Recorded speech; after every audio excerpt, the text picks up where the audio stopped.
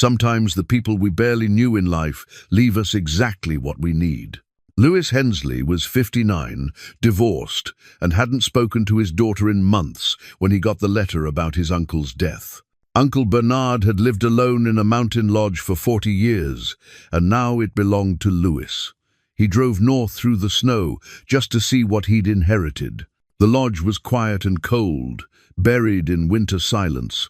Under the staircase, Lewis found an old trunk filled with journals, photographs and letters his uncle never sent. As he read by the fireplace, Lewis realized his uncle had kept a secret all those years. What was it, and why did Lewis feel like he was supposed to find it?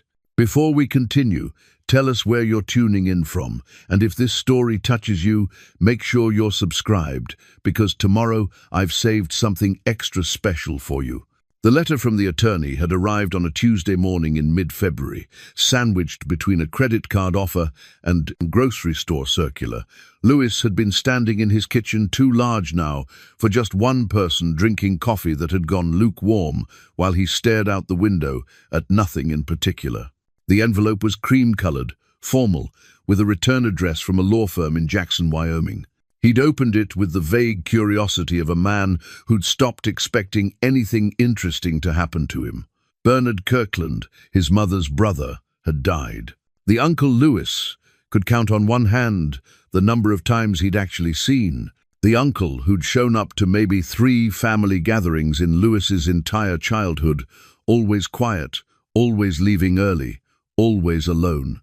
The uncle who'd sent a card when Lewis graduated high school, no money inside, just a note that said, "Make something good of it," in handwriting that slanted backward like it was retreating from the page. The attorney explained that Bernard had left Lewis his property, a lodge in the mountains outside Jackson, about 15 miles from the nearest town. There were no other heirs, no instructions really. Just a rusted key taped to a second page and an address written in Bernard's own hand. Lewis had sat down at his kitchen table and looked at that key for a long time. His marriage to Sandra had ended 8 months earlier. Final papers signed on a Thursday afternoon in a lawyer's office that smelled like old carpet and air freshener. 26 years dissolved into a division of assets and a settlement that left him in this house with too many empty rooms. Sandra had taken the bedroom set, most of the photos, and the good dishes. He'd kept the couch, the television, and a sense of failure that sat in his chest like a stone. Their daughter, Autumn, had stopped calling after the divorce. She was 32 now, living in Portland, working in marketing or communications, something with social media that Lewis didn't quite understand. She'd been polite but distant at the lawyer's office, hugging her mother, nodding at her father. The last conversation they'd had was about selling the house. She thought he should. He didn't know what he thought anymore. Work had become a place to go. He was a project manager at a civil engineering firm, a job he'd held for 18 years. It was fine. It paid well. He showed up, attended meetings, signed off on reports, went home. Nobody asked him to drinks anymore. He'd declined too many times. So when the letter came, offering him something, anything that wasn't this quiet, shapeless life, he'd made a decision that surprised even himself. He packed a bag, loaded his truck, and drove north. The drive took 2 days. Lewis stopped once in Denver, sleeping in a chain hotel where the heater rattled and the man in the next room watched television until 3 in the morning. He'd lain awake, staring at the popcorn ceiling, thinking about Bernard. What little he remembered came back in fragments. Bernard at his parents' house for Thanksgiving when Lewis was maybe 10, a tall man with a beard, wearing a flannel shirt and work boots caked with dried mud. He'd sat in the corner of the living room, drinking coffee, speaking only when spoken to. Lewis's mother had seemed nervous around her brother, asking too many questions in a voice that was too bright. His father had mostly ignored Bernard, focusing on the football game. Another memory, Bernard's hand on Lewis's shoulder at his mother's funeral. Lewis had been 23, home from college. Bernard had said, "She was proud of you," and then left before the reception. Lewis never saw him again. That was it. That was the sum total of Uncle Bernard, a man who appeared at the edges of Lewis's life and then vanished back into whatever wilderness he came from. The road into the mountains grew narrow and white. Snow had fallen heavily the night before, and the plows had only cleared the main highways.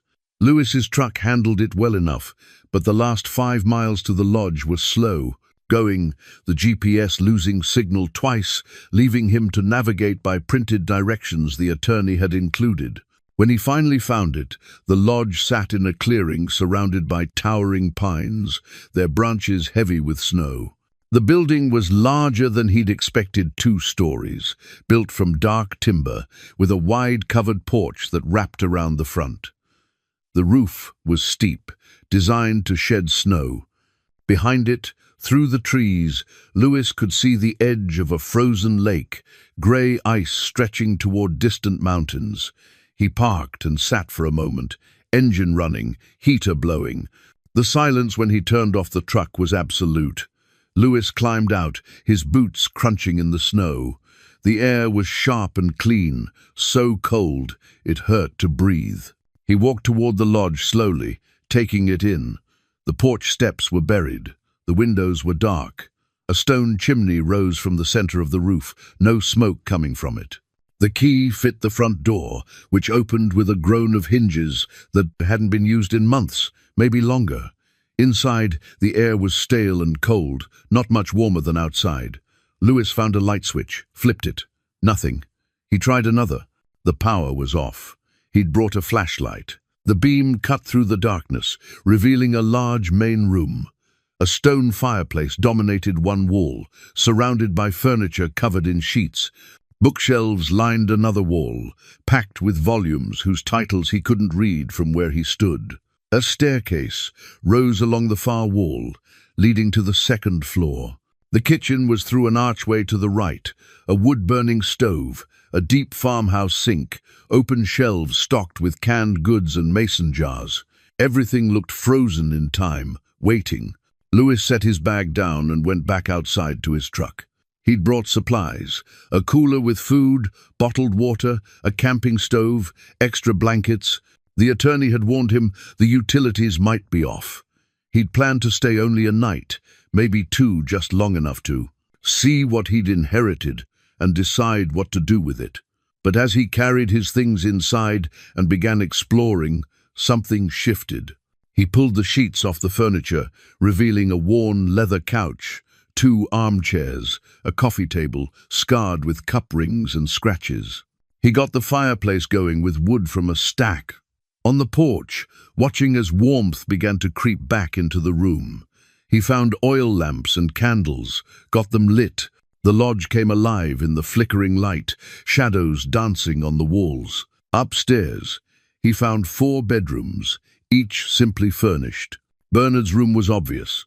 The bed was made. Clothes still hung in the closet. A pair of reading glasses sat on the nightstand. Lewis didn't linger there. It felt like trespassing. Back downstairs, with the fire crackling and the lamps burning, Lewis sat on the couch and looked around. That's when he saw it, the trunk under the staircase. It was easy to miss, tucked into the shadowed space where the stairs met the wall. Old, leather straps, tarnished brass corners, a simple latch. He opened it carefully, the hinges protesting. Inside were journals, dozens of them. Leather-bound, spiral-bound, composition books with mottled covers. They were stacked neatly, filling the trunk almost completely. Between them were photographs, loose and in envelopes.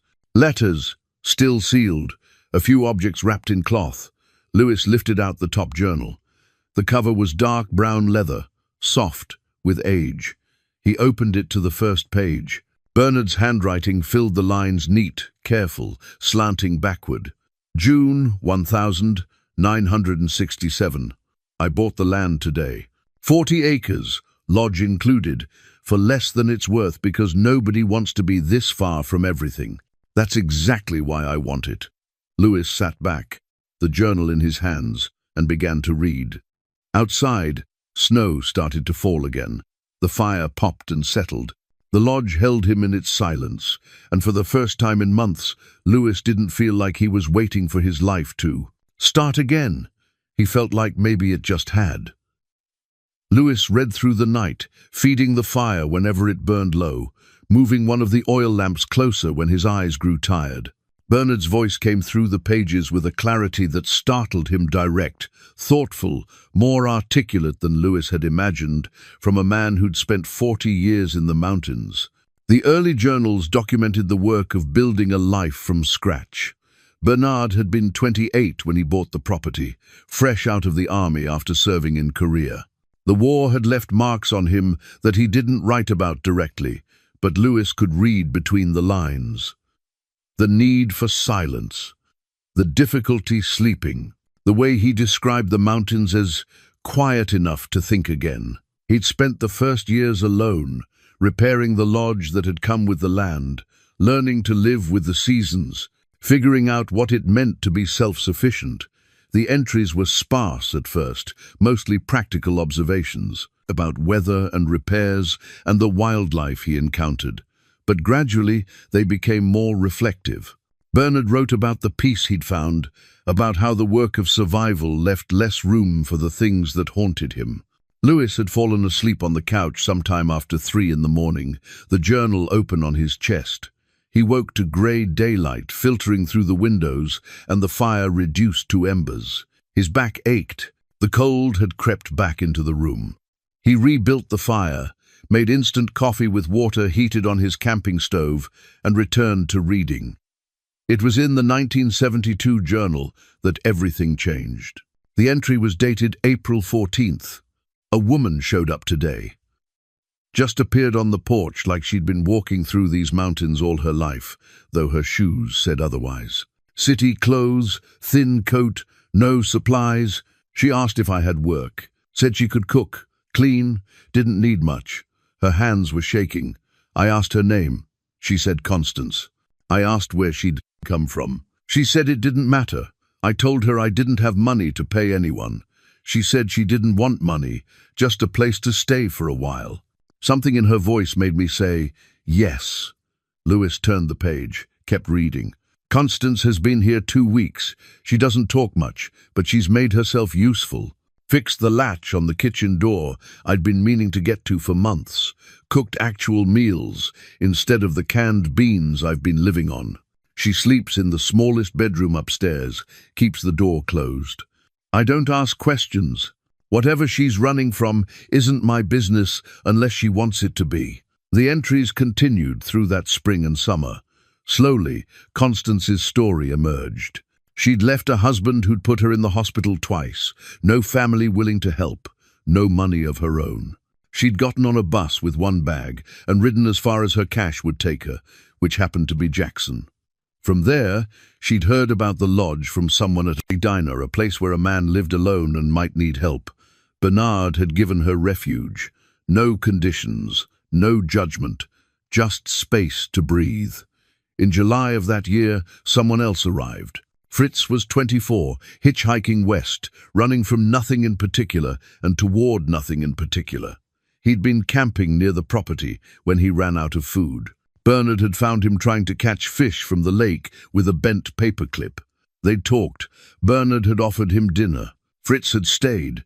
Then in September, Albert showed up. He was 63, a widower who'd lost his farm to the bank. His children had moved to cities, busy with their own lives, no room for a grieving father.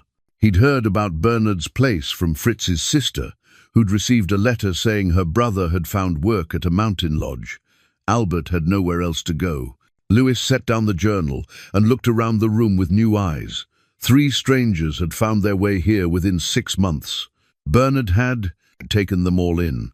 He reached back into the trunk and pulled out a photograph he'd noticed earlier. 4 people standing on the lodge's porch, arms around each other's shoulders, smiling at the camera. The lodge behind them looked brighter, more alive than it did now. Someone had planted flowers in boxes along the porch railing. Lewis studied each face. Bernard was unmistakable younger, the beard fuller, but the same quiet intensity in his eyes. The woman beside him must be Constance.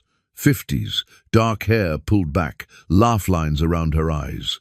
The young man was clearly Fritz, lanky, grinning, hands shoved in his pockets, and Albert stood at the end, smaller than the others, white-haired, wearing suspenders over a work shirt.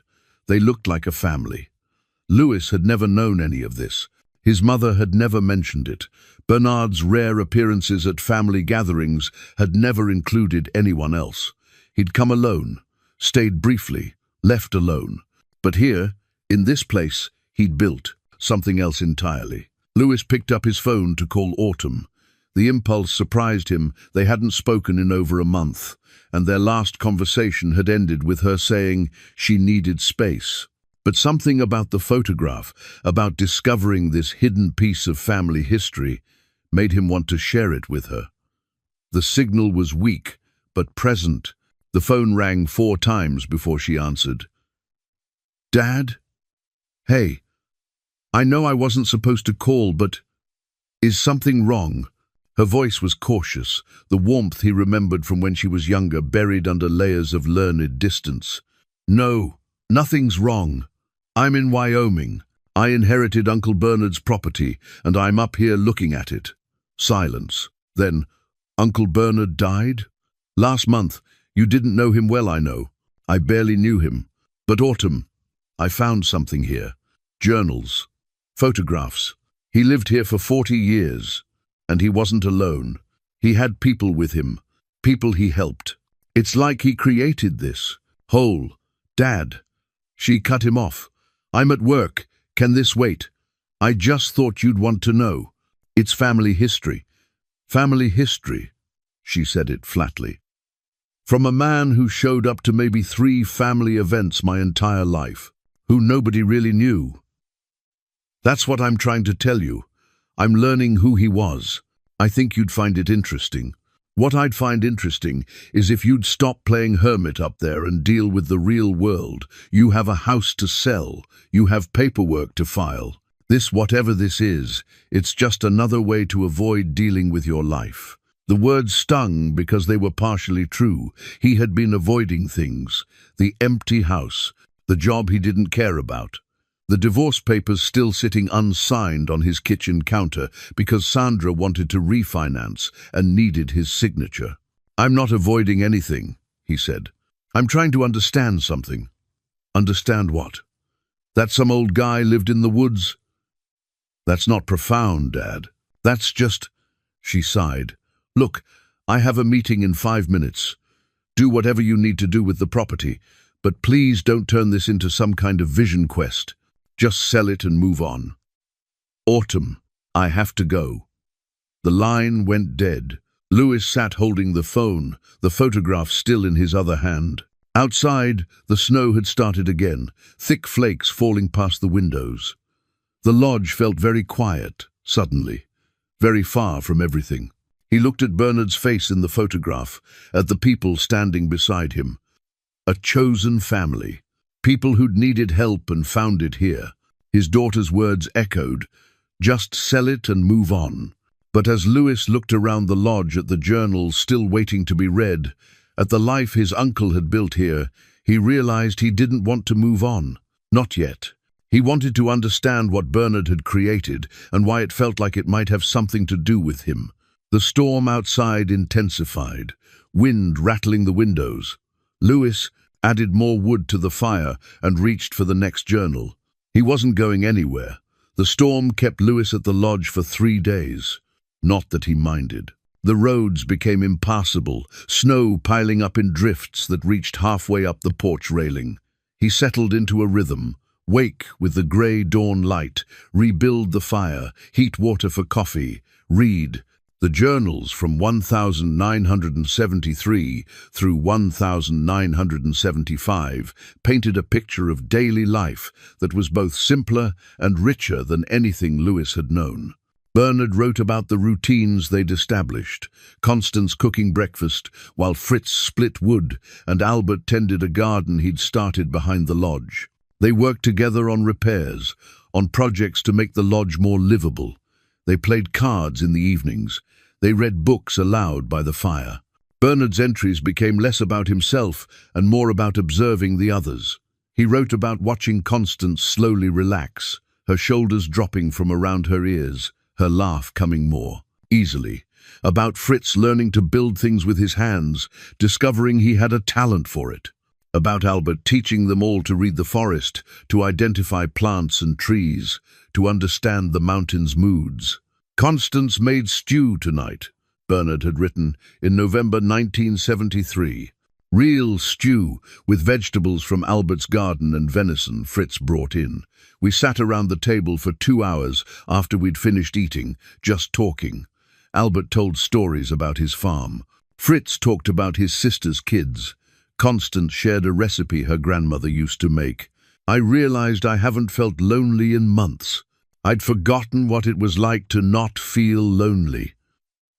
Louis set the journal down and looked toward the kitchen. Through the archway, he could see the old wood-burning stove, the deep sink, the open shelves. He'd been eating from cans and packages, heating water on his camping stove. The kitchen felt dormant, waiting for someone to bring it back to life. On his second day, trapped by the storm, Louis found a wooden recipe box tucked on a shelf above the sink. The wood was worn smooth, the hinges loose. Inside were dozens of index cards, each one covered in neat handwriting.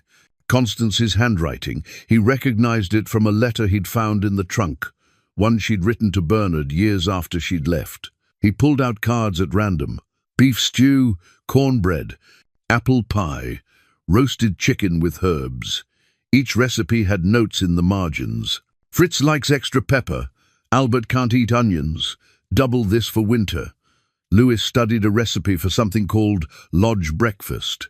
Eggs, potatoes, whatever vegetables were available, all cooked together in one pan.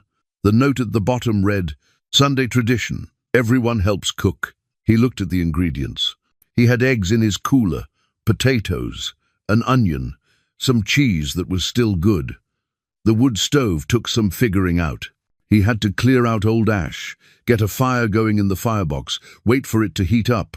But once he had it going, the warmth spread through the kitchen in a way his camping stove never managed. He found cast iron pans hanging from hooks, cleaned one, got it heating. Cooking on the wood stove required attention. The temperature was hard to control. But Louis found himself enjoying the challenge, the way he had to stay present, couldn't just set a timer and walk away. He chopped the potatoes, diced the onion, cracked the eggs into a bowl the way Constance's recipe instructed. The smell filled the kitchen, onions caramelizing, potatoes browning, eggs cooking through. His stomach growled. He hadn't realized how hungry he was for real food, something made with his hands instead of opened from a can. When it was done, he scooped it onto a plate and sat at the kitchen table. The table was solid oak, scarred with decades of use. He could imagine Bernard and the others sitting here, passing dishes, talking about their day. The food was simple but satisfying. As he ate, Louis thought about the last time he'd cooked a real meal. Before the divorce, probably. Sandra had done most of the cooking. He'd been good at grilling, decent at breakfast, but the daily work of feeding a family had been hers. After she left, he'd survived on takeout and frozen dinners. Autumn had loved cooking when she was younger. He remembered her in their kitchen at age 10, standing on a stool so she could reach the counter, helping Sandra make cookies. She'd been so focused, so serious about getting the measurements right. When had that stopped? When had they stopped doing things together? He washed his plate in cold water from a jug he'd filled from melted snow, then returned to the main room and the journals. The 1,974 entries introduced him to Fritz's transformation. The young man had arrived aimless, running from a childhood that Bernard only hinted at in his writing. But Albert had taken him under his wing, teaching him woodworking. They'd set up a workshop in a shed behind the lodge. Fritz made his first real piece today, Bernard wrote in June 1974.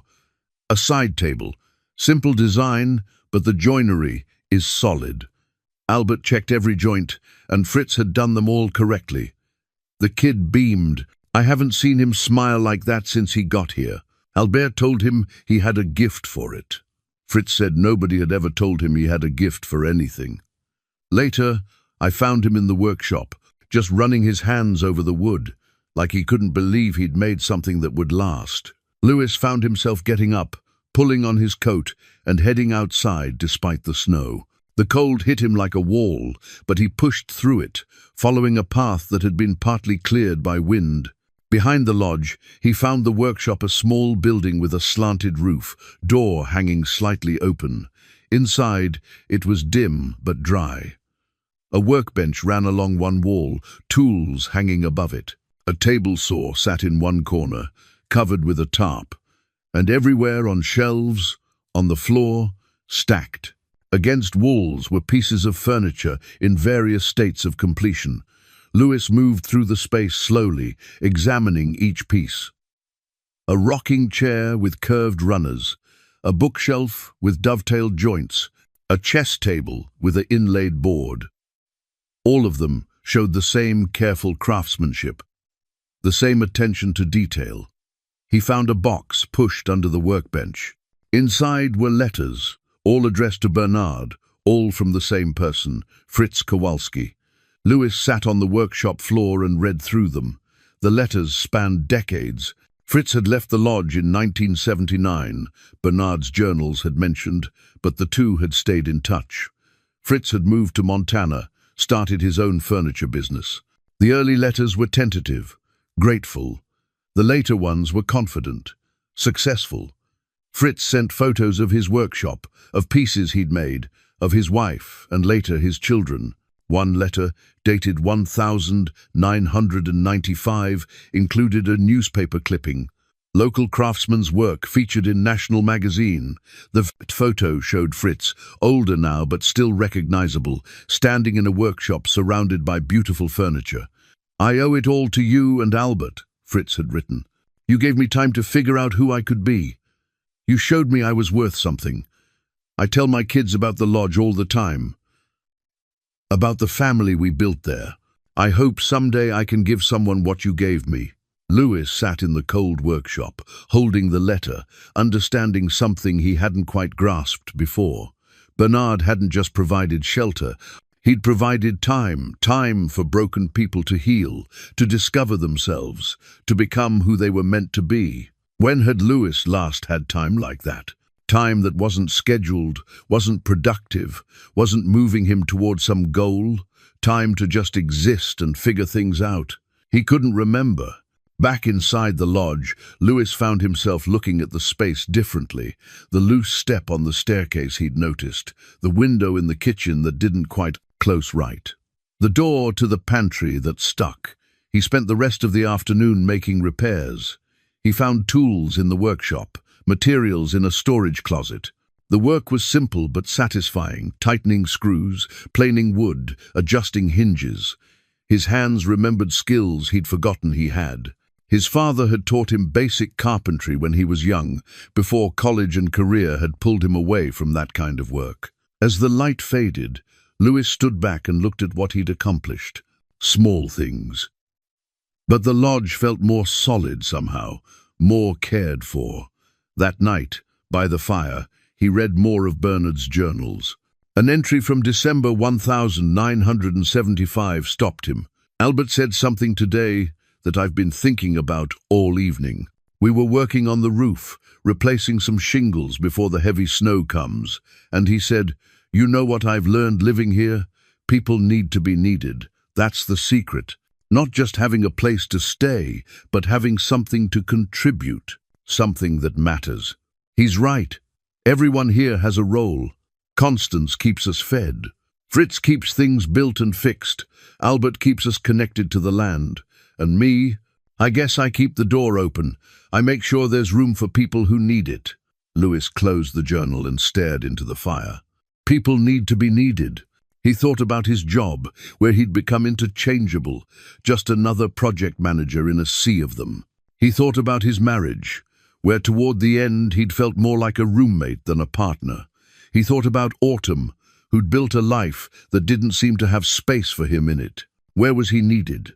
The question sat with him as the fire burned low and the lodge settled into nighttime silence.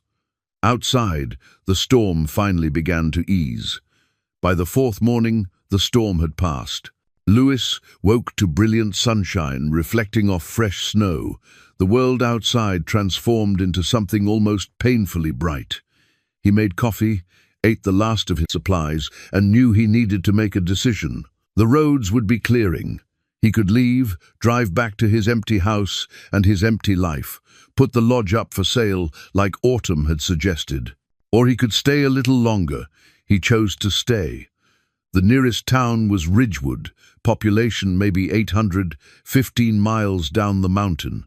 Lewis drove in slowly, his truck handling the icy roads better than he'd expected. The town consisted of one main street, a diner, a hardware store, a gas station, a small grocery store, a post office. Mountains rose on all sides, making the place feel like it existed in a pocket of the world that time had passed by. He stopped at the hardware store first. The bell over the door jangled as he entered. An older man behind the counter looked up from a newspaper, his reading glasses sliding down his nose. "Help you find something?" "I need supplies," Lewis said. "I'm staying at the Kirkland place up the mountain." The man's expression shifted, something like recognition crossing his face. "Bernard's lodge?" "That's right. I'm his nephew, Lewis Hensley." The man came around the counter, extending his hand. "George Patterson. I heard Bernard passed. I'm sorry for your loss." They shook hands. George's grip was firm, his hands calloused from years of work. "I didn't know him well," Lewis admitted. "I'm trying to understand who he was." "He was a good man," George said simply. "Quiet, kept to himself mostly. But good. He helped my wife and me once, back in '09. Business was struggling. We were about to lose this place. Bernard came in one day, bought enough supplies to keep us afloat for months, told me to put it on account, that he'd pay it off slowly. Never missed a payment." Lewis felt a flicker of that same realization he'd had, reading the journals. Bernard's generosity had extended beyond the lodge. He bought what he needed: oil for the lamps, batteries, basic food supplies, repair materials. George helped him load everything into the truck, then stood on the sidewalk as Lewis prepared to leave. "You planning to stay up there?" "For a while," Lewis said. "I'm still figuring things out." George nodded. "If you need anything, you know where to find us. And, Hensley, whatever you decide to do with the place, I hope you'll think about what Bernard built there. It meant something." Lewis drove back to the lodge thinking about those words. It meant something, but what, exactly? And to whom? Over the next week, Lewis fell into a routine. He woke with the sun, made breakfast on the wood stove, spent mornings reading journals, and afternoons working on the lodge. He replaced broken window panes, patched holes in the porch roof, cleaned out gutters that had filled with years of pine needles and debris. The physical work felt good, necessary. He was sore in the evenings, but it was the kind of soreness that came from use, not neglect. The journals continued to reveal Bernard's world. He read about Albert's garden, about how the older man had taught them all to identify edible plants, to read weather patterns, to move through the forest without disturbing it. Albert had been a farmer his whole life, and he'd brought that knowledge to the mountains, adapting what he knew to this different landscape. One afternoon, Lewis found a portfolio in Bernard's bedroom closet. Inside were drawings, detailed botanical illustrations of plants, flowers, trees. Each one was labeled in careful handwriting: common name, Latin name, uses. The drawings were beautiful, precise work that showed deep observation and skill. Albert's work. It had to be. Lewis studied each drawing, recognizing some of the plants from his walks around the property: wild roses, mountain sage, lodgepole pine. Each illustration included notes about the plant's properties. Berries attract birds in fall, bark can be used for tea, roots help prevent erosion, At the back of the portfolio, he found a letter dated 1984, written in Bernard's hand but addressed to no one. Albert died this morning, peaceful, in his sleep, which is what he wanted. He was 81. We buried him up on the ridge overlooking the lake, where he used to go to watch the sunrise. Constance and Fritz helped me dig. The ground was hard, but we managed. He'd picked the spot himself. Last summer, when he knew he was getting weaker, said he wanted to stay here, part of the mountain. We put his drawings in a box beside him. His real legacy, though, is what he taught us. How to see the forest as something alive and connected. How to be still enough to belong to a place. I'll miss him every day. Louis set the letter down and looked out the window toward the ridge Bernard had mentioned. He could see it from here, a high point with a clear view of the frozen lake below, mountains stretching endlessly beyond. That afternoon, he hiked up to the ridge. The snow was deep, and he had to stop frequently to catch his breath. But eventually, he reached the top. No headstone marked the spot, but he found it anyway, a slight depression in the snow, a sense of intentionality to the place. Someone had arranged rocks in a circle here, now mostly covered. Louis stood there for a long time, looking at the view Albert had loved. The mountains were vast and indifferent, but there was beauty in that indifference. A reminder that some things were bigger than human worry, human failure. He thought about Albert losing everything, wife, farm, purpose, and finding new purpose here. Growing a garden in rocky soil, teaching others what he knew, choosing where to rest when his work was done. When Louis returned to the lodge, his phone showed 3 missed calls from Autumn. He called her back, uncertain what to expect. "Dad." She sounded tired. "Where have you been?" "At the lodge. The signal isn't great up here. I've been trying to reach you for 2 days. She paused. I thought something might have happened. I'm fine. The storm passed. I've just been working on the place." Another pause. "Working on it?" "Repairs. It needs a lot of work. I've been reading Uncle Bernard's journals, learning about the people who lived here." "Autumn.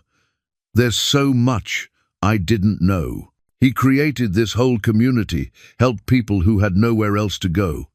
"That's," her voice caught, "that's actually kind of amazing." The shift in her tone surprised him. "You think so?" "Yeah. I mean, it's not what I expected. When you first called, I thought you were just hiding out. But if he was actually doing something meaningful there, that's different." They talked for 20 minutes, the longest conversation they'd had in months. Autumn told him about work stress, about a relationship that had ended badly, about feeling lost in ways she hadn't wanted to admit. Louis listened, really listened, not trying to fix anything or offer advice, just being present. Before they hung up, she said, "Maybe I could visit sometime. See the place." "Like that," Louis said, and meant it. That night, he found Fritz's chess set in Bernard's bedroom. It sat on a small table by the window, the pieces still arranged mid-game. Louis picked up one of the pieces, a knight, carved with incredible detail. You could see the horse's mane, the subtle musculature, the determined expression. Fritz had made this during his years at the lodge, creating beauty from wood while he learned who he could be. Louis carried the chess set downstairs and set it up on the coffee table. He didn't know who Bernard had been playing against. Maybe himself, maybe a memory, but the game felt unfinished. He studied the board, trying to understand the strategy, what move should come next. In the journal from 1976, he found an entry about Fritz leaving. "Fritz packed his truck today. He's heading to Montana, going to apprentice with a furniture maker he met at a craft fair. I'm happy for him and sad for myself. The lodge will be quieter without him, but this is how it's supposed to work. People come here broken, and if we do our job right, they leave whole. They leave ready to build their own lives. That's the point. Not to keep them, but to give them what they need to go." Fritz hugged me before he left, said he'd never forget what this place gave him, said he'd never forget that someone believed he was worth saving. I told him he saved himself. We just gave him time and space to do it. Louis closed the journal and looked around the lodge. In the firelight, with the oil lamps burning, the space felt alive. Not empty, despite him being the only person here. The ghosts of Bernard's family lingered in the worn furniture, the books on the shelves, the chess set, waiting for its next move. He realized something then, sitting in the quiet. He didn't want to sell this place. He wanted to understand it, maybe even continue what Bernard had started. The thought should have scared him. Instead, it felt like the first clear purpose he'd had in years. Outside, the wind moved through the pines. Inside, the fire crackled and settled. Louis reached for another journal, ready to keep reading, to keep learning what his uncle had built and why it mattered. He was beginning to understand that he hadn't inherited a burden.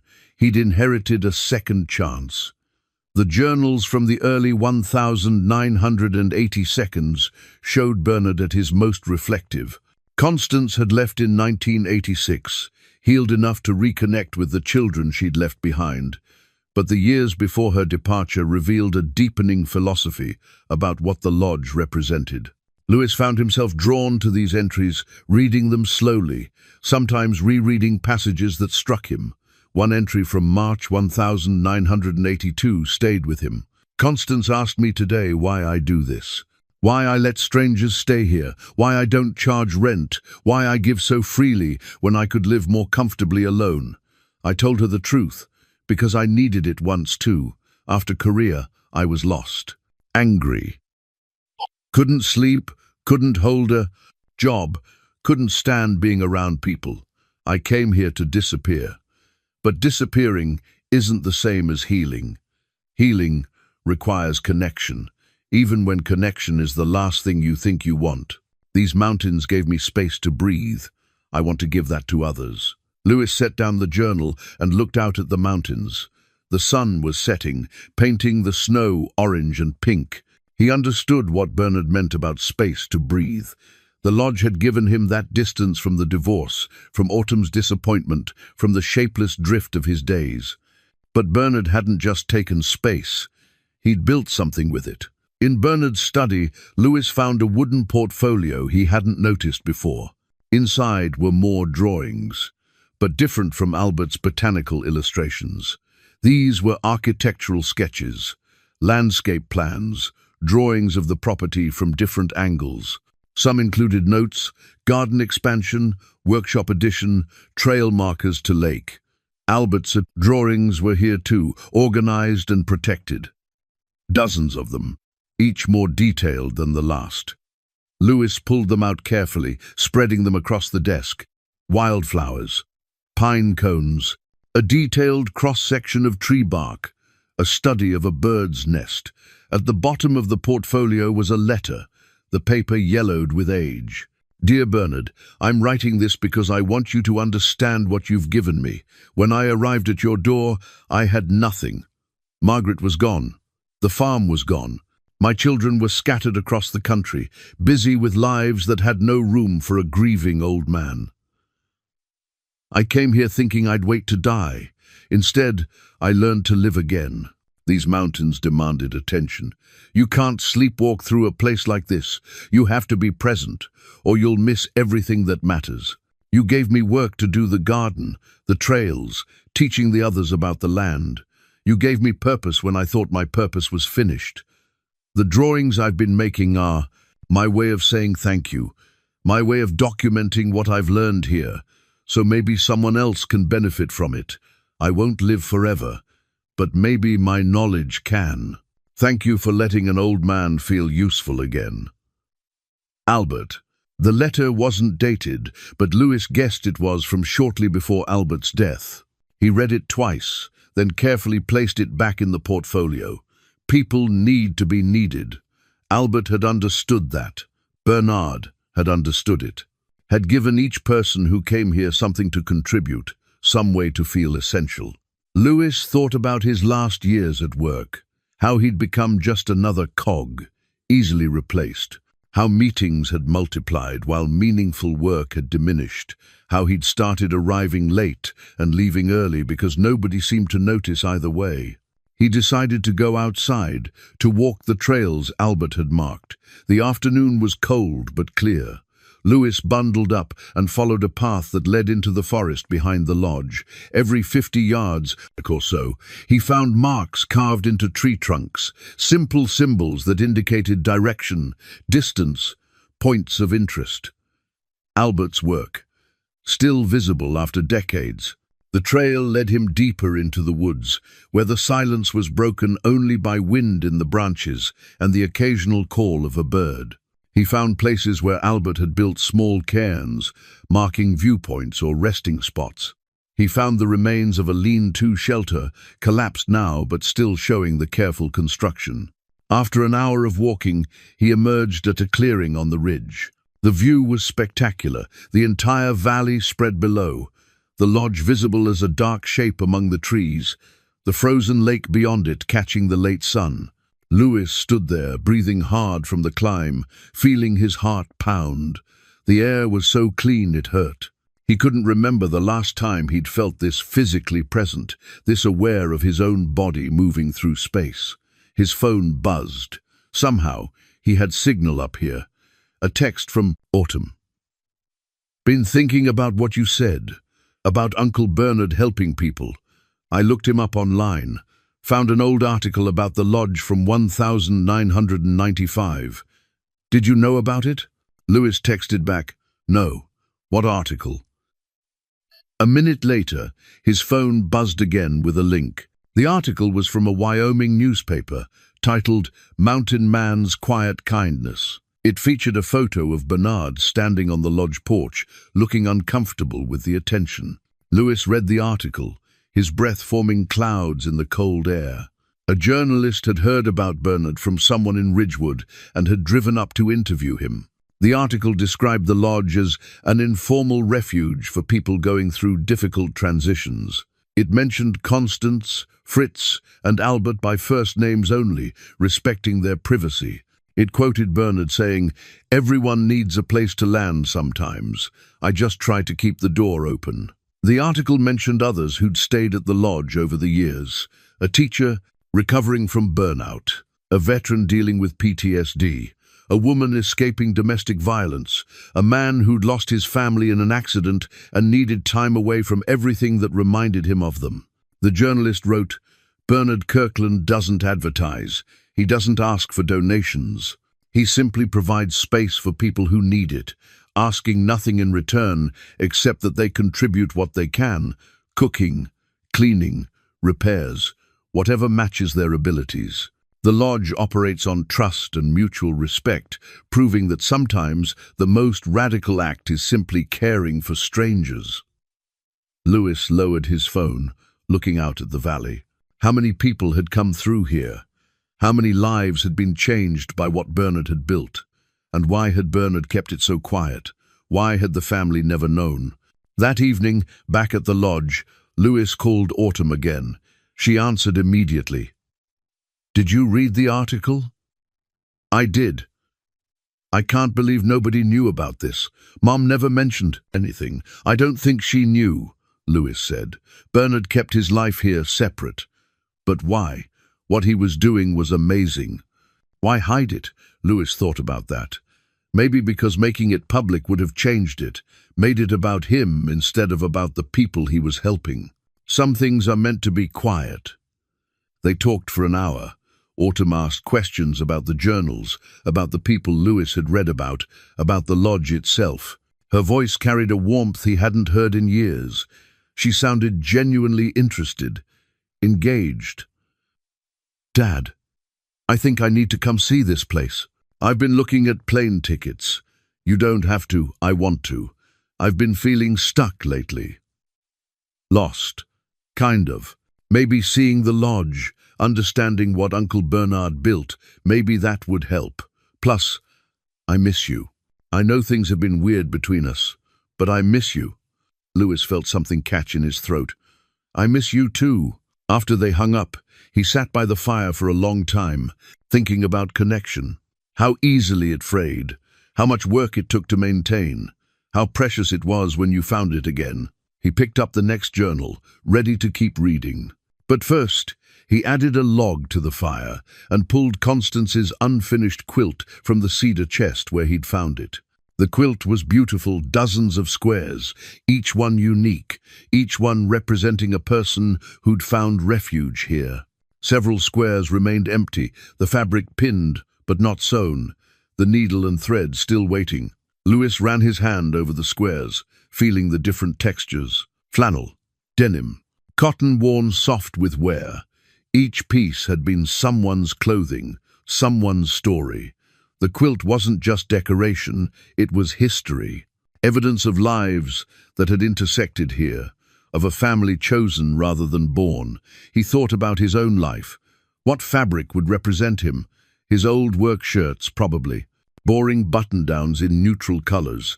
Clothes that said nothing except that he'd shown up, done his job, gone home. But maybe that was changing. Maybe being here was changing it. Outside, night settled over the mountains. Inside, the fire burned steady. Louis returned the quilt to its chest and picked up Bernard's journal again, ready to learn more about the man who'd built all this.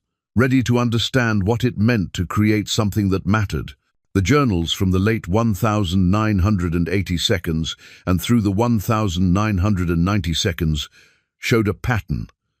People came, stayed weeks or months, then left to rebuild their lives elsewhere. Bernard documented each one briefly, respecting their privacy but recording what they'd taught him, what they'd contributed to the lodge. A woman named Diane, who'd taught everyone to identify bird calls.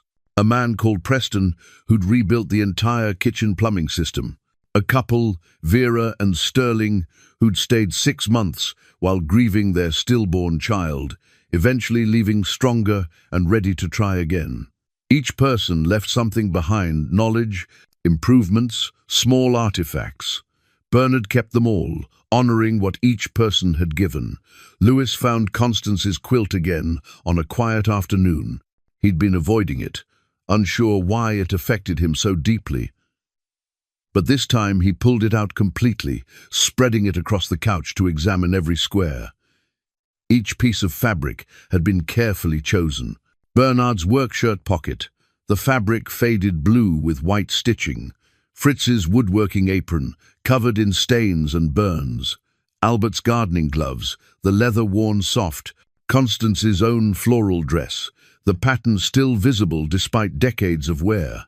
But there were other squares too. A patch from what looked like military fatigues. A piece of bright yellow fabric that might have been a child's dress. A square of plaid flannel. Each one represented someone Louis hadn't read about yet, someone whose story was documented in the journals still waiting.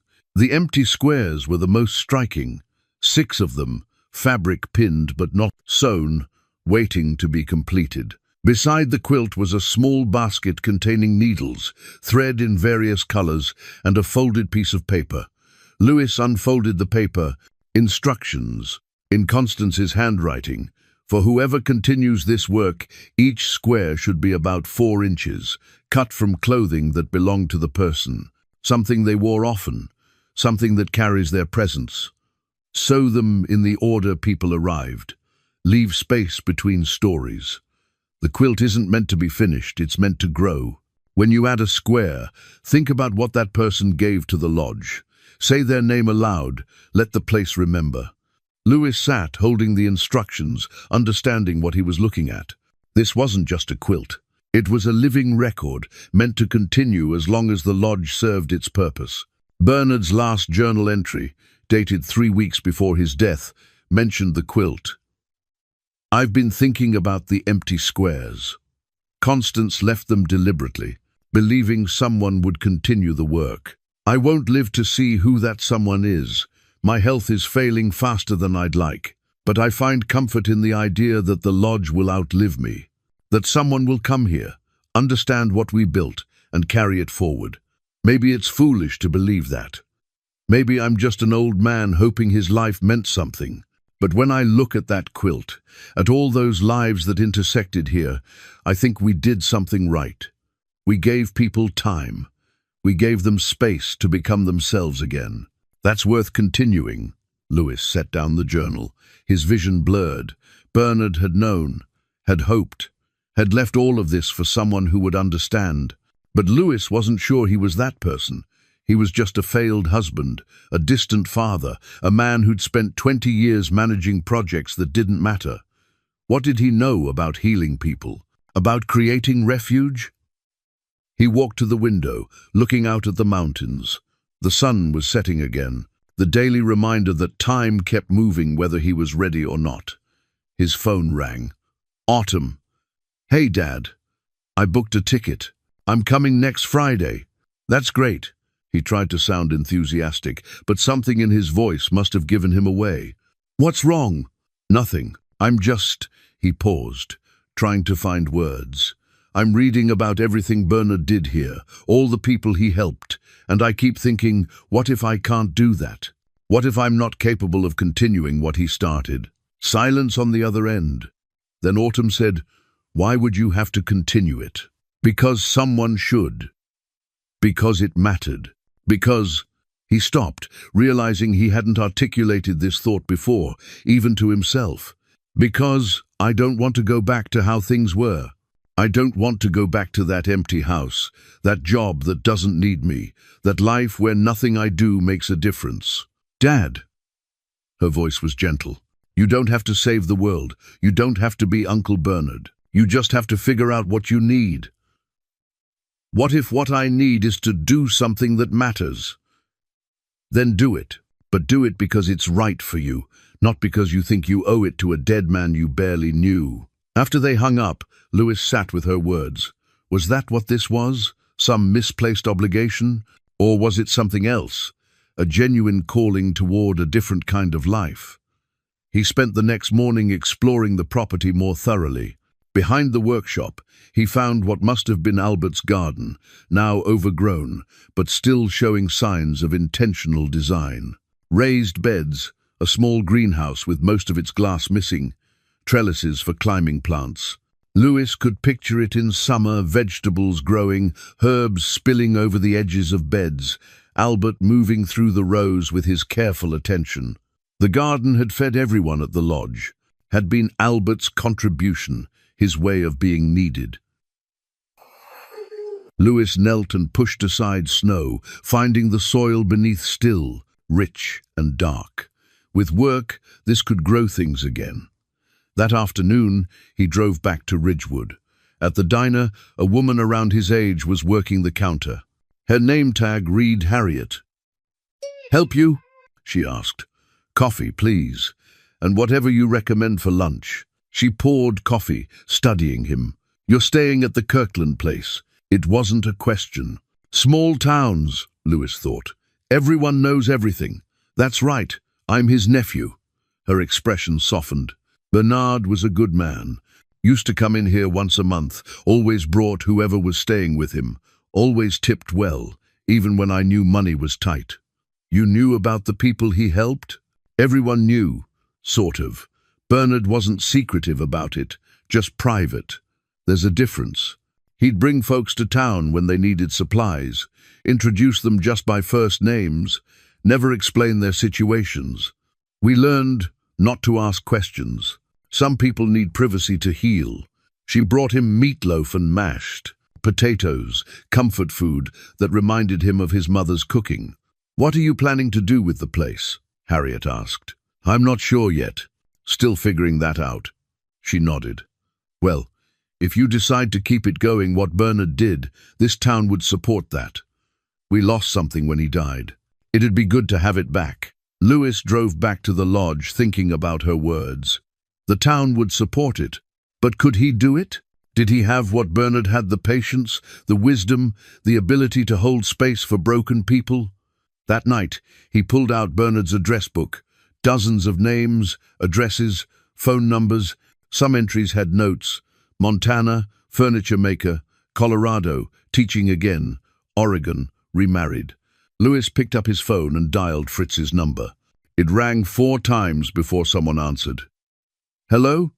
Is this Fritz Kowalski?" "Yes." "Who's this?" "My name is Lewis Hensley. I'm Bernard Kirkland's nephew. I inherited the lodge." Silence. Then, "Bernard's gone?" "A few months ago. I'm sorry to be the one telling you." Lewis heard a sharp intake of breath, then quiet for several seconds. When Fritz spoke again, his voice was thick. "That place saved my life. Bernard saved my life. How can I help?" They talked for an hour. Fritz shared memories, stories that weren't in the journals. Bernard's dry sense of humor. His way of knowing when someone needed to talk and when they needed silence. How he'd taught Fritz that your past didn't have to define your future. "Are you going to keep the lodge running?" Fritz asked. "I don't know. I want to, but I'm not sure I can do what Bernard did." "Nobody can do what Bernard did, but maybe you can do what Lewis does. Maybe that's enough." After they hung up, Lewis sat with those words. What Lewis does? What would that even be? He looked around the lodge at the furniture he'd uncovered, the repairs he'd made, the fire he'd kept burning for weeks now. He'd been taking care of this place without quite realizing it. Making it home. Maybe that was something. He pulled Constance's quilt onto his lap, running his hands over the squares. Each person had arrived broken and left whole. Each had contributed something. Each had mattered. Could he create that for others? Could he be what Bernard was, a keeper of doors, a holder of space? Lewis didn't have an answer. But for the first time, he thought maybe he didn't need one yet. Maybe he just needed to stay, keep learning, keep the lodge ready. For who or what, he wasn't sure. But he was beginning to believe it was possible. Lewis found the envelope on a Saturday morning, buried under a stack of unopened mail on Bernard's desk. The county seal should have warned him, but he'd grown careless about official documents. Most of them were just formalities, transfer of title papers, utility notices, things the attorney had told him to expect. This one was different. Final notice, tax delinquency, was printed across the top in red letters. Lewis's stomach dropped as he read. The lodge owed 3 years of back property taxes. Bernard had missed payments starting in 2022, the penalties accumulating month by month. The total amount due, including interest and fees, was $48,000. The letter was dated 2 weeks ago. He had until March 15th to pay in full, or the county would begin foreclosure proceedings. That gave him 23 days. Lewis sat down hard, the letter shaking in his hands. $48,000. He didn't have it. Not after the divorce settlement, which had split their savings and left him with enough to live on, but not enough for emergencies. Certainly not enough for this. He searched through more papers, finding earlier notices that Bernard had never opened. The progression was there, gentle reminders becoming stern warnings, becoming this final ultimatum. Bernard's last bank statement showed why he couldn't pay. Medical bills had drained his accounts. Cancer treatment, hospitalizations, medications. Bernard had spent everything trying to buy himself more time. Lewis felt sick. He'd been here for weeks, falling in love with this place, imagining a future, and the whole time it had been slipping away. The county didn't care about Bernard's legacy or the people he'd helped. They cared about taxes owed. He called the county assessor's office. The woman who answered was sympathetic, but clear. "The amount is correct. We've been very patient, Mr. Hensley, but at this point the law requires us to proceed with collection. You can set up a payment plan if you pay at least half up front. $24,000. He still didn't have it. "What happens if I can't pay?" "The property goes to auction. The county recoups the taxes owed, and the remaining amount, if any, goes to you as the owner." Lewis thanked her and hung up, his mind racing. An auction. The lodge sold to the highest bidder, probably some developer who'd tear it down and put up vacation rentals or sell it off in parcels. Everything Bernard had built, everything it represented, gone. He spent the rest of the day in a fog, mechanically going through motions. He called a real estate agent in Jackson, got a rough estimate of the property's value, maybe 300,000, given the location and acreage, enough to clear the debt and walk away with something. Enough to justify cutting his losses. The agent could list it immediately. With luck, they might find a buyer before the auction date, though that was optimistic in winter.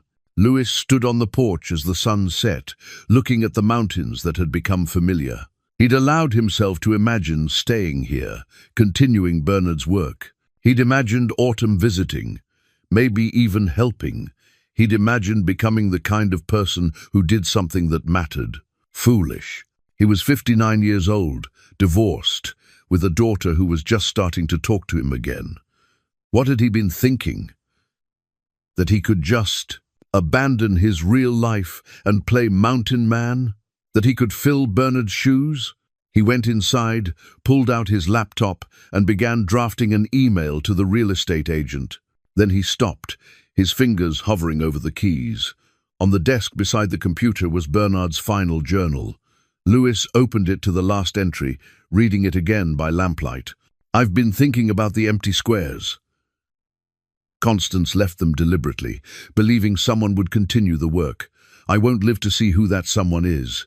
My health is failing faster than I'd like, but I find comfort in the idea that the lodge will outlive me. That someone will come here, understand what we built, and carry it forward." Lewis closed the journal and opened the desk drawer, looking for something else, anything that might help. Instead, he found a folder labeled Conservation Trust. Inside were letters, proposals, meeting notes. Bernard had been negotiating with the Wyoming Mountain Heritage Trust for over a year before he died. The plan was to place the lodge under a conservation easement, protecting it from development while allowing it to continue operating as a refuge. The trust would provide funding for maintenance and operations. Bernard would retain ownership during his lifetime, with the understanding that after his death, the property would transfer to the trust. They'd continue his mission, providing space for people in crisis, free of charge, funded by donations and grants. It had nearly happened. The paperwork was 90% complete, but then Bernard had gotten too sick to finish, and the deal had stalled. Lewis found a business card clipped to the folder. Millicent Ashworth, Executive Director, Wyoming Mountain Heritage Trust. He stared at the card for a long time. Then he checked his watch. 7:30. Probably too late to call, but he dialed anyway. Millicent Ashworth. "Miss Ashworth, my name is Lewis Hensley. I'm Bernard Kirkland's nephew. I inherited his property." "Mr. Hensley." Her voice warmed immediately. "I heard about Bernard's passing. I'm so sorry. He was a remarkable man." "Thank you. I found your correspondence with him about the conservation easement." "Yes, we were heartbroken when Bernard became too ill to complete the process. The lodge is exactly the kind of property our trust was created to protect." Lewis took a breath. Would the trust still be interested? Silence then. Potentially. But there would be complications. Bernard was the owner when we negotiated. You're the new owner, which means we'd need to start the approval process over. And I don't mean to be indelicate, but there's the matter of the tax debt. You know about that. It's public record. The trust would need the property to have clear title before we could accept it. We can't take on debt. Lewis felt his hope deflating. So it's not possible. I didn't say that. If you could clear the debt, we could expedite the approval process. Our board meets monthly. I could present your case at the next meeting, which is in 3 weeks. If they approve, we could have the easement in place within 90 days, but I'd need to pay $48,000 first. Yes, I'm sorry. I wish I could help with that, but our funding is restricted to properties already in trust. They talked for a few more minutes, Millicent explaining the process, what would be required, how the trust operated. Lewis thanked her and hung up, feeling worse than before. The path forward existed, but the obstacle was insurmountable. He sat in the dark for a long time, the fire burning down to coals. He could sell, walk away, put this whole foolish dream behind him and return to his real life. except his real life felt less real than this place did now. At midnight, he opened his laptop again and began researching. Loans, grants, crowdfunding, ways to raise $48,000 in 3 weeks. Every option seemed impossible or unlikely. Finally, exhausted, he climbed the stairs to Bernard's room, his room now, he supposed. He lay in bed staring at the ceiling, watching shadows from the dying fire move across the wood beams. A thought came to him then, something Bernard had written. The lodge isn't the building. It's the people who believe in what it can do. Louis sat up. The people Fritz had offered to help. What if Louis reached out to all of them, everyone who'd stayed here, everyone who'd been helped? What if he told them what was happening, what was at stake? It was a long shot. Most of them were probably retired, living on fixed incomes, but maybe together, pooling what they could, it might be enough. He grabbed his phone and texted Autumn. Still awake? A minute later, yeah. What's wrong? Everything. I need your help. His phone rang immediately. Louis explained about the taxes, the deadline, the conservation trust, his crazy idea to reach out to Bernard's former residence. Autumn listened, without interrupting. When he finished, she said, Do you have their contact information? Most of them. Bernard kept an address book. Okay, so here's what we do. You start calling people tonight. It's only 10 o'clock in Montana and earlier out west. Tell them what's happening, what you need. I'll set up a crowdfunding page. We'll document the story, share the history, explain why this place matters.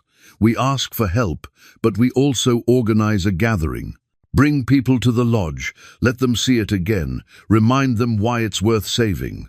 A gathering in 3 weeks? Autumn. The roads barely thawed. Then we do it in 2 weeks. We don't have time to wait. If people can't come in person, they can join virtually. But we need momentum, Dad. We need this to feel urgent and real and possible. Louis felt something shift in his chest. You'd help me do this? Of course. This is important. Uncle Bernard was doing something most people only talk about. He was actually helping people. That's worth fighting for. They spent the next 2 hours planning. Autumn would handle the online presence website, social media, crowdfunding platform. Louis would make calls, reach out personally to everyone in Bernard's address book. When they finally hung up, it was after 2 in the morning. Louis was exhausted but energized. It was still a long shot, but it was a shot. He looked at Bernard's address book, at all those names and numbers representing lives changed. Then he picked up his phone and started dialing. The first call went to Fritz. It was past midnight in Montana, but Fritz had said to call any time. Louis, what's happened? Louis explained everything, the taxes, the deadline, the plan to save the lodge through the conservation trust. His voice nearly broke describing the situation, but he pushed through. How much do you need? Fritz asked immediately. 48,000. I know it's impossible. I'm not asking anyone to. I can do 5,000. Business has been good. Bernard gave me a life. 5,000 is nothing compared to that. Louis had to sit down. Fritz, I can't ask you to. You're not asking. I'm giving. Who else are you calling? By dawn, Louis had reached 7 people. Each one offered what they could, amounts ranging from $200 to Fritz's 5,000. By the time the sun rose over the mountains, he'd secured $12,000 in pledges. It wasn't enough, but it was a start. Autumn called at 8. The crowdfunding page is live. I wrote the story based on what you told me, included photos of the journals you sent. It's already been shared 50 times. 50? How? I reached out to some contacts in Portland, people who care about this kind of thing. They're spreading it. Check your email, you've already got messages. Louis opened his laptop. His inbox was flooded. People asking questions, offering support, sharing their own stories of needing refuge. The crowdfunding page had raised $800 overnight from complete strangers. The next week was a blur. Lewis spent every waking hour on the phone or computer. He contacted everyone in Bernard's address book, explaining the situation. Some he couldn't reach, phone numbers disconnected, addresses outdated. But enough responded that the pledges kept growing. Constance called from Arizona, her voice thick with emotion. "Bernard gave me my life back. I'll send $1,000. It's all I can spare, but I wish it were more." Preston, who'd fixed the plumbing in 1992, offered $500 in his skills. "If you save the place, I'll come up for a month and update all the systems. Pro bono." Vera and Sterling, the couple who'd grieved their stillborn child at the lodge, sent $2,000 with a note. "This place held us when we couldn't hold ourselves. Let us help hold it now." The crowdfunding page kept climbing. 5,000, 10,000, 15. Autumn's social media posts were being shared across Wyoming and beyond. Local news picked up the story. A reporter from Jackson came to interview Lewis. "Why does this place matter?" the reporter asked, camera rolling. Lewis stood on the lodge porch, looking at the mountains. "Because sometimes people need a place to land. No judgment, no requirements, just space to figure things out. Bernard created that. In a world where everything has strings attached, this place had none. It just held people until they were ready to stand again." The interview aired that night. Donations doubled, but they were still short. With 1 week left before the deadline, they'd raised $32,000. Autumn had postponed her visit to focus on the campaign. Lewis barely slept, constantly refreshing the crowdfunding page, making calls, sending emails. George from the hardware store stopped by with a check for $500. "From me and the wife. Bernard helped us once. Now it's our turn." Harriet from the diner organized a fundraiser. The town raised $3,000 in one night. Lewis stood in the lodge each evening, watching the numbers climb, feeling the pressure of time running out. $16,000 short, with 5 days left. Then 4 days. Then 3. Millicent from the Conservation Trust called. "The board meets tomorrow. If you can show them you've cleared the debt or have a firm plan to do so, I'm confident they'll approve the easement. But I need something concrete." "We're close," Lewis said. 38,000 raised. People are still donating. "How much more time do you need?" "I don't know. The donations are slowing down. We might not make it." Silence on the line.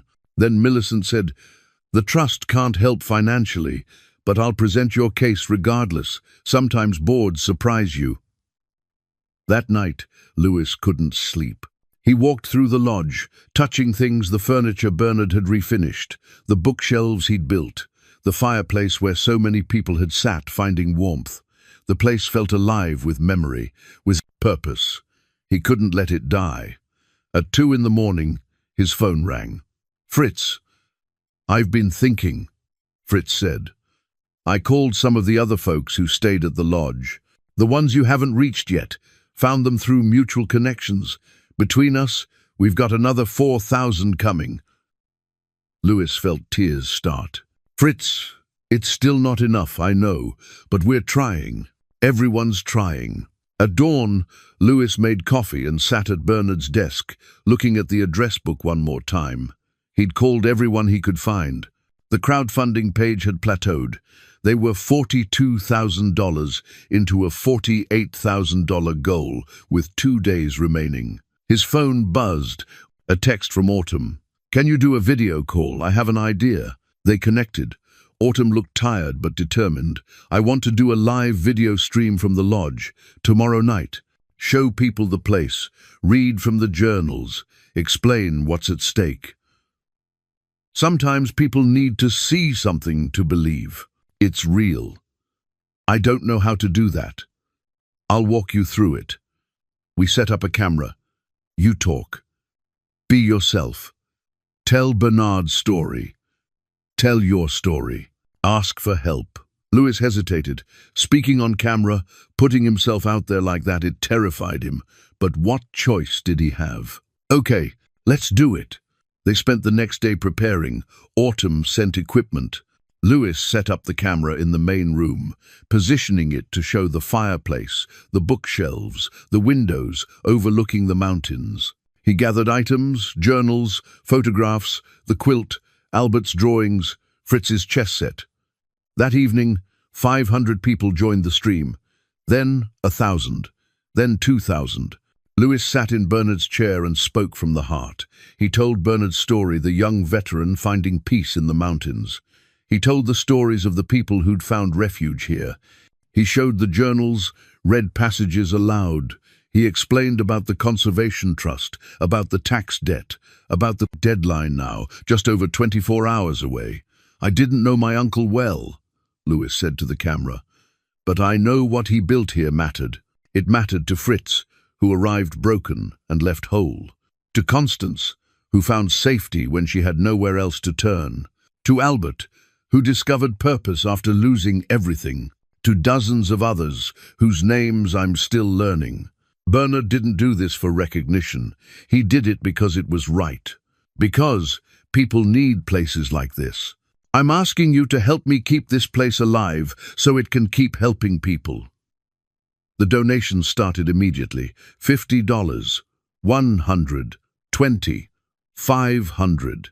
The page refreshed continuously, the total climbing. By the time Lewis ended the stream 2 hours later, they'd raised another $4,000.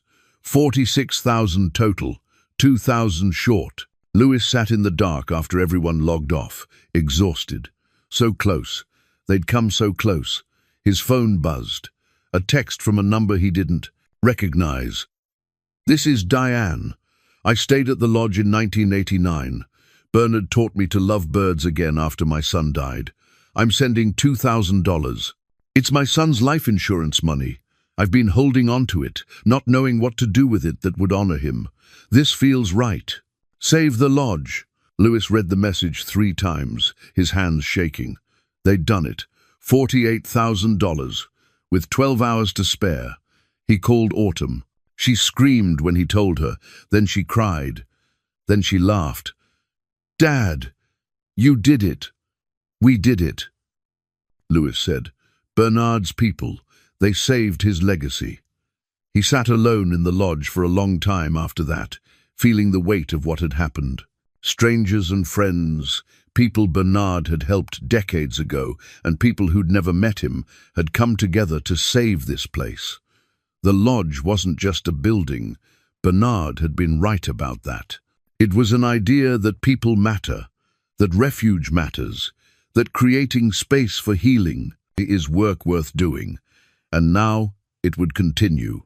Lewis looked at the empty squares on Constance's quilt, thinking about who might fill them in the years ahead, who might come here broken and leave whole, whose lives might change because people had believed this place was worth saving. Outside, the first hints of dawn touched the mountains. Inside, Lewis finally slept. The gathering was set for Saturday, 2 days after Lewis wired the tax payment to the county.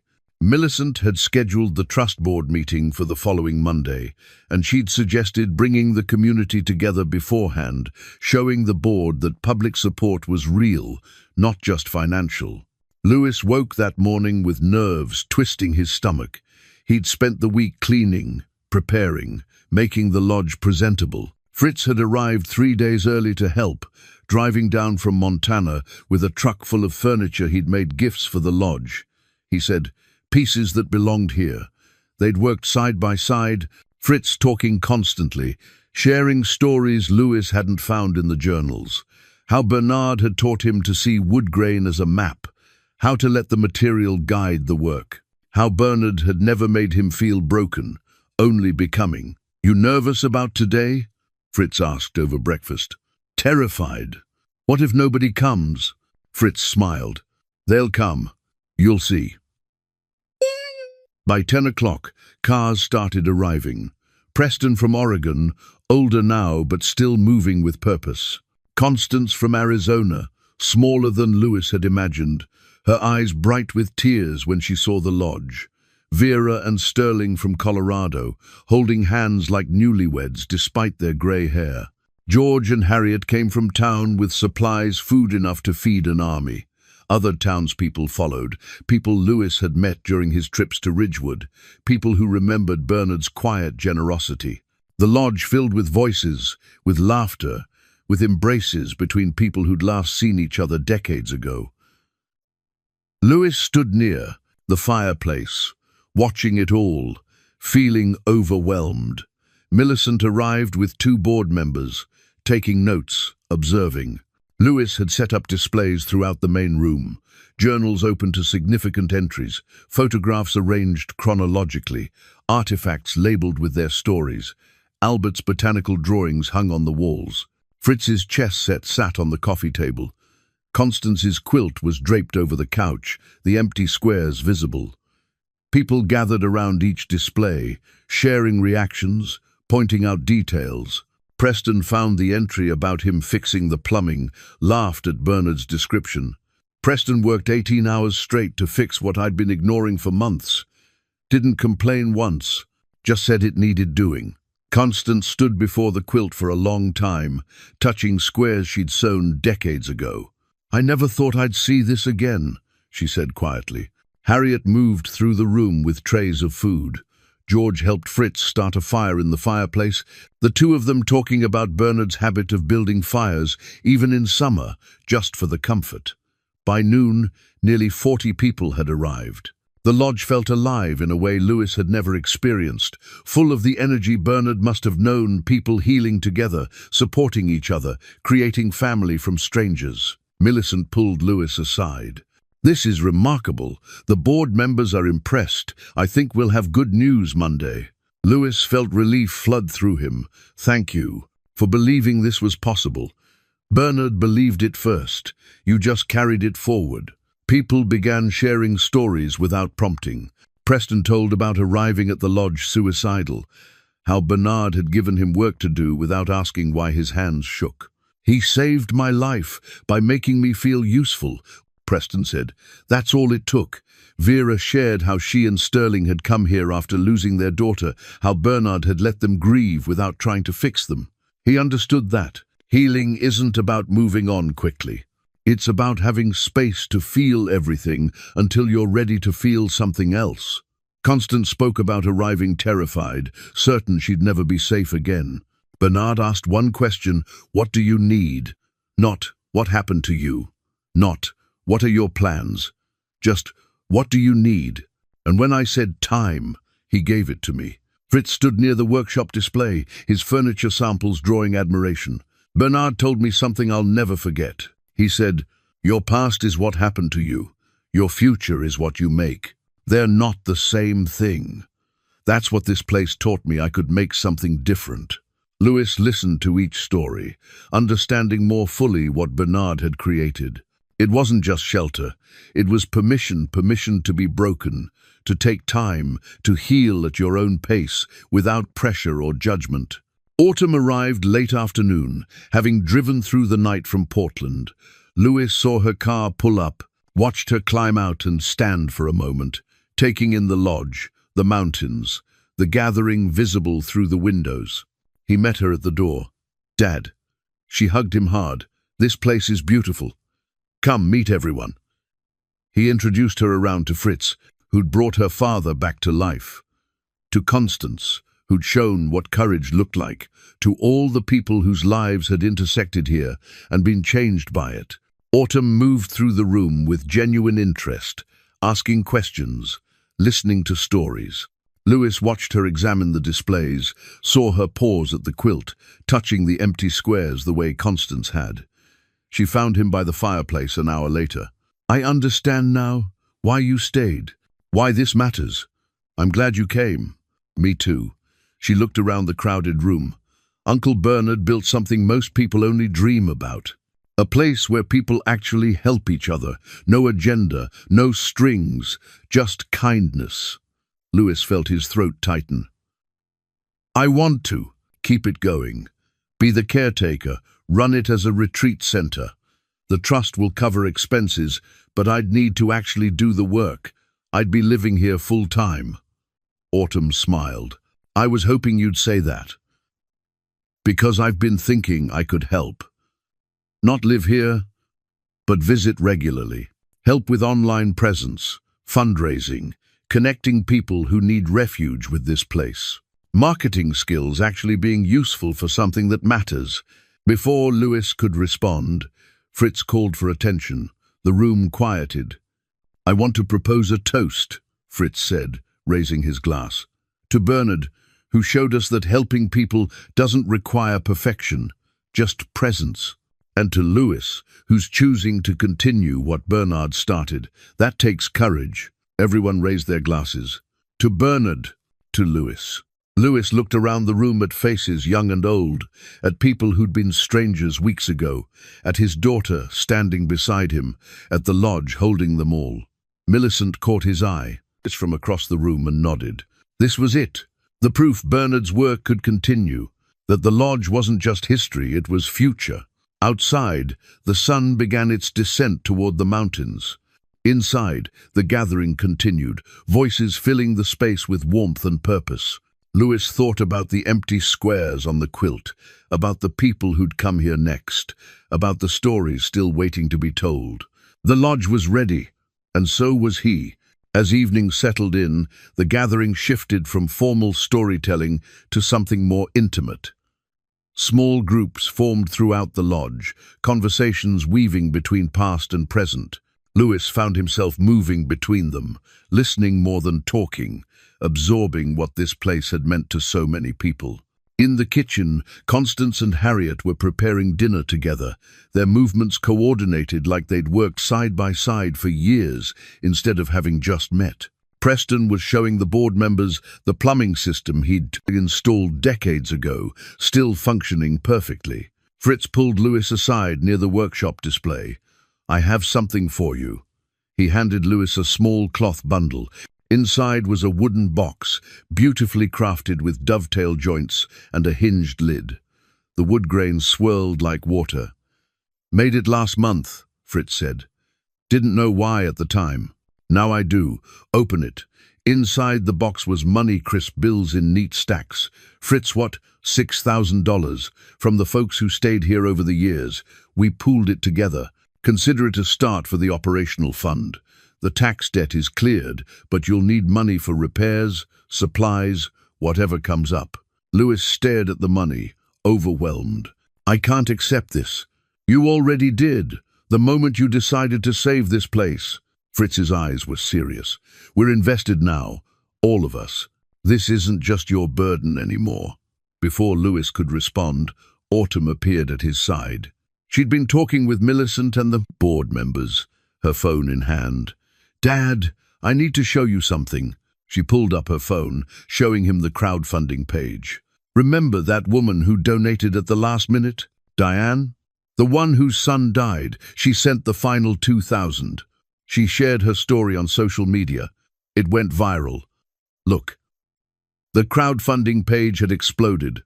New donations were pouring in. $50, $100, $25, $100. The total had climbed to $62,000. "There's $14,000 more than you needed," Autumn said. "People are still giving. They want to support ongoing operations, not just the tax debt." Lewis couldn't speak. He looked from the phone to Fritz's wooden box, to the room full of people who'd come to support a place that had once supported them. Constance appeared, carrying a small bag. "Lewis, I have something too." She pulled out a crayon drawing, faded and creased from decades of storage. Autumn made this when she visited here as a child. She was maybe 7. She drew this picture of the lodge and gave it to Bernard. He kept it all these years. Autumn took the drawing with trembling hands. "I remember this. I'd forgotten we came here once, didn't we? Mom and I drove up for a day. You spent hours by the lake," Constance said. "You told Bernard you wanted to live in the mountains when you grew up. He said the lodge would always be here if you needed it." Autumn's eyes filled with tears. "I didn't remember. After the divorce, everything from that time felt, I don't know, tainted somehow. But this place wasn't. This was good." She turned to Lewis. "I'm sorry I dismissed this at first. I thought you were running away, but you were running toward something, toward this." Louis hugged his daughter, feeling the walls that had built between them finally crumbling. Not all at once, but enough. Enough to start rebuilding. Millicent approached with her 2 board members. "Mr. Hensley, we'd like to speak with you." Louis's heart hammered as they moved to a quieter corner. The 3 trust members looked serious. "We've seen enough," Millicent said. "The board will meet Monday as scheduled, but I'm confident in saying we'll approve the conservation easement. This gathering proves community investment. The fundraising proves sustainability. Your commitment proves continuity." One of the board members, an older woman with kind eyes, spoke up. "My question is about your vision." Bernard ran this place informally, by word of mouth. "How do you see it operating going forward?" Louis had been thinking about this for days. "The same way, mostly. I don't want to formalize it too much, add applications or screening or bureaucracy. People in crisis need refuge, not paperwork. But I'd like to be more intentional about connecting with counselors, veterans organizations, domestic violence services. Not as requirements, but as resources people can access if they want." "And your role?" the other board member asked. "Caretaker, host. I keep the door open, the fire burning, the place safe. I give people time and space, just like Bernard did." Millicent smiled. "That's exactly what we hoped you'd say. The trust will provide a modest salary, along with covering property expenses. You won't get rich, but you'll be able to sustain yourself and the lodge." Relief and joy flooded through Louis. "Thank you, all of you." As the board members returned to the gathering, Fritz appeared with his chess set. "Remember this? Let's finish the game," Bernard started. They sat by the fireplace, the party continuing around them. Louis studied the board, the pieces positioned mid-game, waiting decades for their next move. "I don't know whose move it was," Louis said. "Doesn't matter, start fresh. That's what this place is about anyway." They reset the board and began to play. Around them, the lodge hummed with life conversations, laughter, the clink of dishes, the warmth of community. Autumn sat with Constance and Harriet, looking at old photographs. Preston was teaching the board members about the wood stove. The room felt complete, purposeful. As the evening deepened, people began leaving, each one thanking Louis, promising to stay in touch, offering help whenever needed. Constance hugged him at the door. "Bernard would be proud," she said. "You found your way here just like the rest of us did, lost and looking for something. Turns out what we were all looking for was a place to matter." She pressed something into his hand, a spool of thread and a needle. "For the quilt, when you're ready to add your square." After everyone left, just Louis, Autumn, and Fritz remained.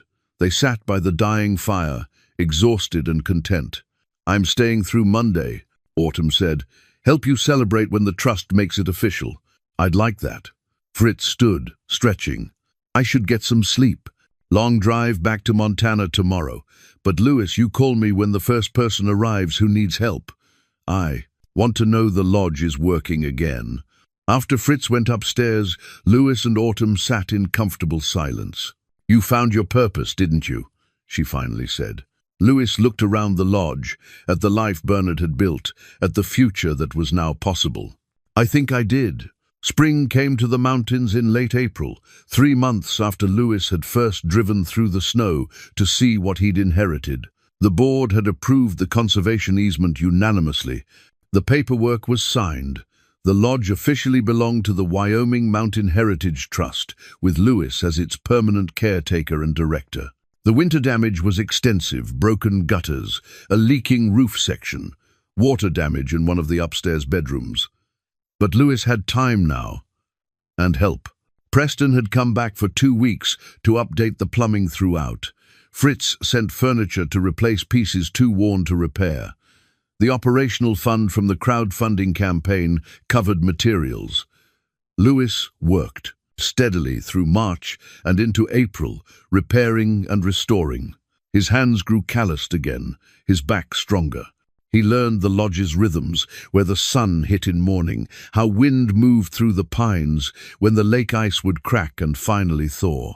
He'd called his old boss in early March, officially resigned. The conversation was brief. They'd already filled his position. Nobody seemed surprised he wasn't coming back. The house in the suburbs sold in 6 weeks. Sandra signed the final papers without comment. The proceeds gave Louis a financial cushion, though he no longer worried about money the way he once had. His needs were simple now: food, firewood, basic supplies. The trust salary covered those, and a little more. Autumn visited twice more before the snow fully melted. She'd taken a contract position that let her work remotely, spending a week each month at the lodge. She'd set up a website, created social media accounts, built networks with counselors and social workers who might refer people in need of refuge. The first guest arrived on a Tuesday in May. Her name was Bryn. She was 53, recently fired from a teaching job after a breakdown in her classroom. She'd heard about the lodge from a counselor in Jackson and had called the number on the website, her voice shaking. Louis told her what Bernard used to say: "Come when you're ready, stay as long as you need." She arrived with one suitcase and eyes that looked at everything like she expected it to disappear. Louis showed her to the smallest bedroom upstairs, Constance's old room. He didn't hover. He made dinner, set a place for her, let her come down when she was ready. That first evening, they ate in silence. Then Bryn said quietly, "Thank you for not asking questions." Bernard taught me that. People tell their stories when they're ready. Over the next week, Louis learned to hold space the way Bernard had. He gave Bryn work when she seemed to need it, helping in the garden. He'd restored from Albert's old plans, organizing the library, repainting the kitchen. He gave her silence when she needed that instead. He kept the fire burning and the coffee hot and the door unlocked. By the second week, she was talking more. About the pressure that had built over years of teaching, about feeling like she was failing everyone, about the panic attack that had come in front of 30 teenagers, leaving her unable to breathe, unable to function. "I don't know if I can go back," she said one evening on the porch. "You don't have to decide that now. You just have to be here now." Bryn stayed 6 weeks. Gradually, Louis watched the tension leave her shoulders. Her laugh came more easily. She started taking long hikes, coming back with observations about birds and wildflowers, her teacher's curiosity rekindling. The day she left, she hugged him at the door. "I'm not fixed, but I remember who I am again. That's enough to start with." After she drove away, Louis sat on the porch for a long time. He'd done it, provided refuge the way Bernard had, without pressure or judgment, just space and time. He pulled out the journal he'd started keeping.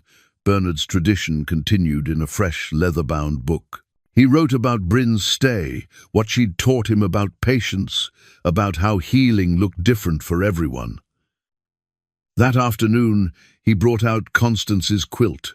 He'd been avoiding this, uncertain he'd earned the right, but now, holding the needle and thread Constance had given him, he felt ready.